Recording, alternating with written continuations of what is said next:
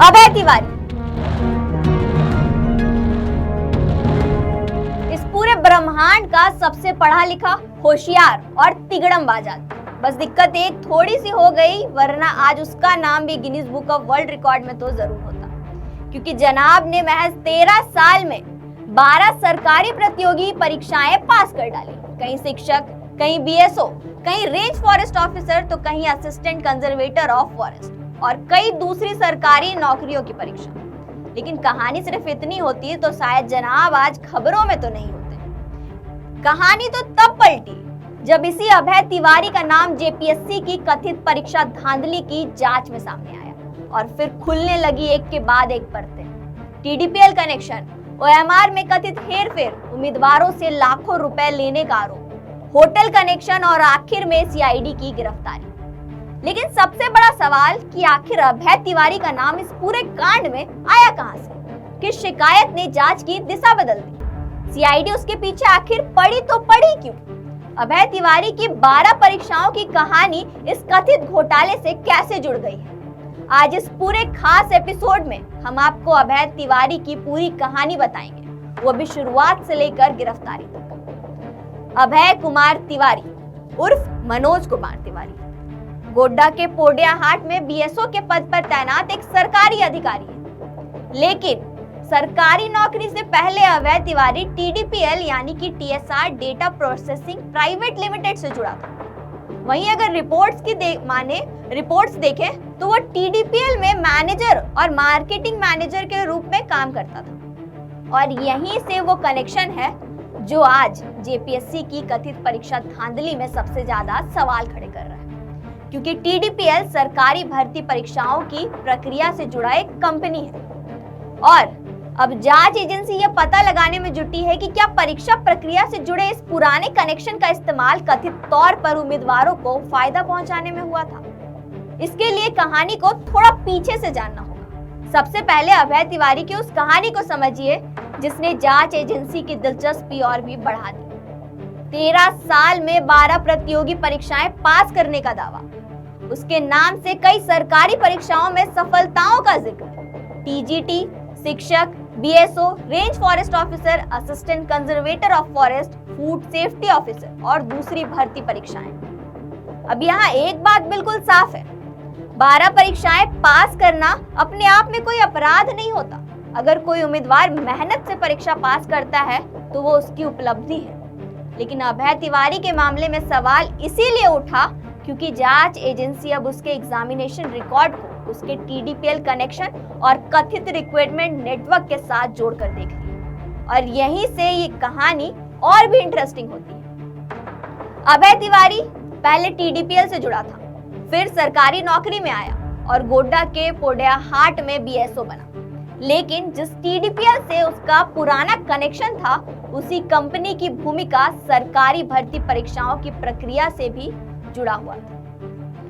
अब जांच का सीधा सवाल कि क्या अभय को परीक्षा व्यवस्था की अंदरूनी प्रक्रिया की जानकारी पहले से थी?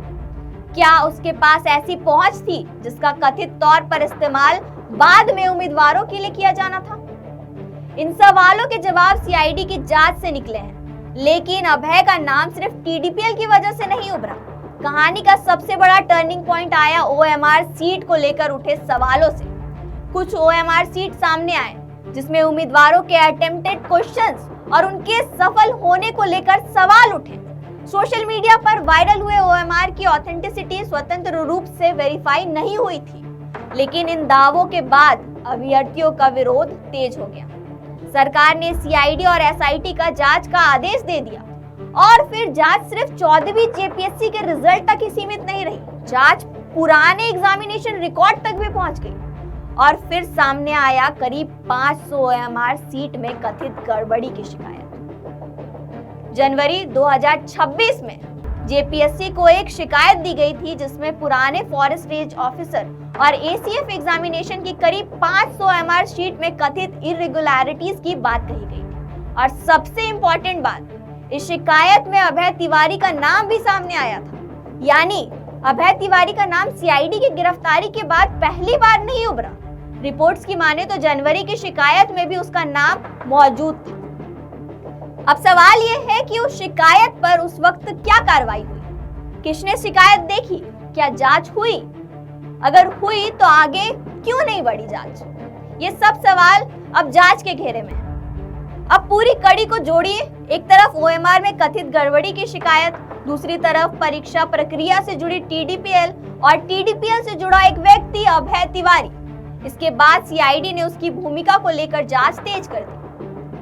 जांच एजेंसियों का आरोप है कि अभय तिवारी कथित रिक्रूटमेंट रैकेट में महत्वपूर्ण भूमिका निभा रहा था, यानी उम्मीदवार, परीक्षा एजेंसी और सरकारी सिलेक्शन सिस्टम, इसके बीच अभय की कथित भूमिका की जांच होने लगी। और फिर कहानी में आया एक पैसे का एंगल। जांच में जुड़ी मीडिया रिपोर्ट्स में ये आरोप सामने आए कि अभय तिवारी कथित तौर पर उम्मीदवारों को सरकारी नौकरी में सिलेक्शन कराने का भरोसा देता था, लेकिन इसके लिए लाखों रुपए की मांग की बात भी सामने आई है। यानी सवाल ये नहीं रह गया कि किसने परीक्षा में गड़बड़ी की, सवाल बदल गया कि क्या सरकारी नौकरी दिलाने के नाम पर पूरा नेटवर्क चल रहा था, और अगर ऐसा था तो पैसा किसने लिया, किसके पास गया और किस स्टेज पर सिलेक्शन फिक्स करने का दावा किया गया। इन सवालों की जांच अभी जारी है।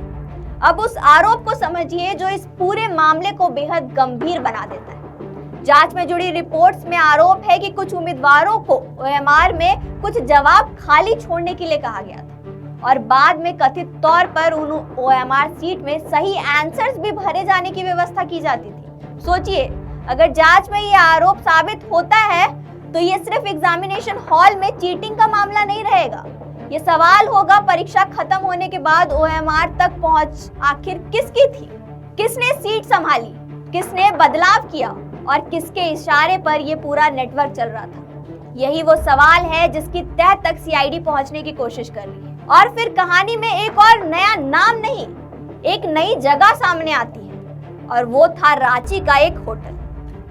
अभय तिवारी ने 2021 में स्टेशन रोड का एक होटल करीब 11 महीने के लिए लीज पर लिया था। जब जांच एजेंसी ये देख रही थी कि इस होटल का इस्तेमाल कथित तौर पर उम्मीदवारों से जुड़े संपर्क या फिर लेन देन के लिए हुआ था या फिर नहीं, मतलब परीक्षा को लेकर जो ओएमआर तक और ओएमआर से लेकर पैसे तक, अब जांच की नजरें उन जगहों पर भी है जहां कथित तौर पर नेटवर्क के लोग मिलते थे। लेकिन होटल को लेकर भी अंतिम निष्कर्ष जांच पूरी होने के बाद ही निकलेगा।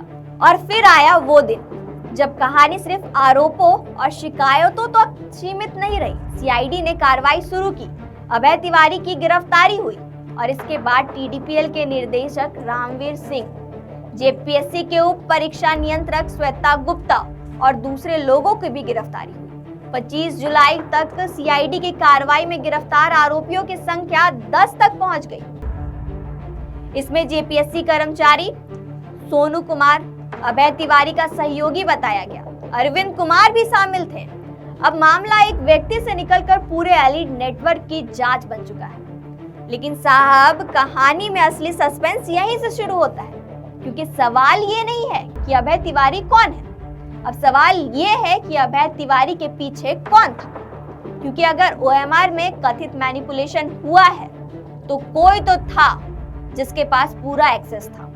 अगर उम्मीदवार से पैसे लेने का आरोप लगा है तो कोई तो था जिसके पास भी पैसा पहुंचा है। अगर टीडीपीएल का कनेक्शन था तो फिर परीक्षा एजेंसी के अंदर और बाहर कौन कौन से लोग जुड़े थे।